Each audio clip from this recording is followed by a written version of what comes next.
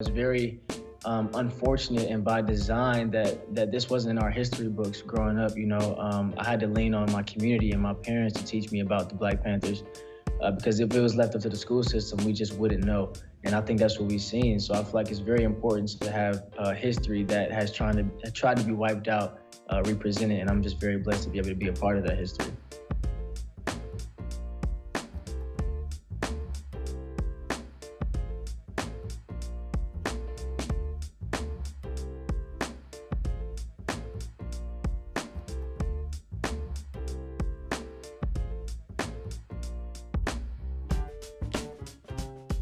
I didn't have any information on Drake Winters. There was nothing to be found. I didn't have anything like source material to study.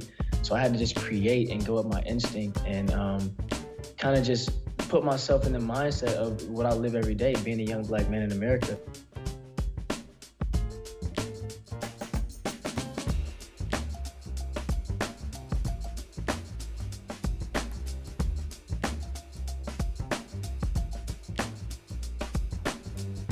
I was very fortunate to talk to, I think, one of the main activists, Chairman Fred Hampton's son, Chairman Fred Hampton Jr.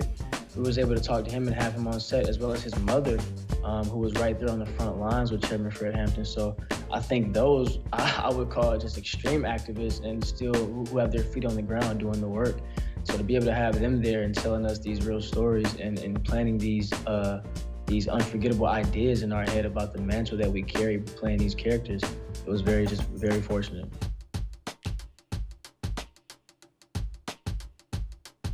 I think it's tangible change, though, something that we can actually see and hold on to, because we look at how Chairman Fred Hampton was murdered in his house, assassinated in his house while he was sleeping, and then we look at, that was 52 years ago. We look at last year, we just seen Breonna Taylos murdered the same way.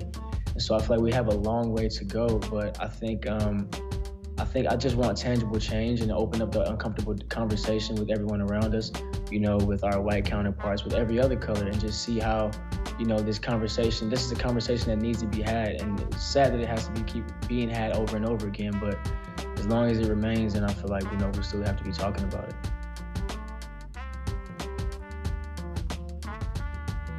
I want to be able to edify Black people and people of color, period. I want to be able to edify us and play roles that we haven't seen each other in and show us and shine in lights, because we can be doctors, we can be lawyers. We don't always have to be the person who dies by the hands of a police officer. But I do think it's important to shed light on those stories, which I'm blessed to be able to be in that position to shed a light on those stories. I hope the young generation takes away that you're never too young to make a change. We see Chairman Fred was only 21 years old. His right-hand man, Bobby Rush, was 23 years old. So they were essentially kids, and they were being hunted by the biggest government agency in the world, and they had no fear. And so I feel like to speak to this generation, you're never too young to make a change. You're never too young to stand up. There is power wherever there's people. People with the same like-minded idea can make a change. Don't ever forget that.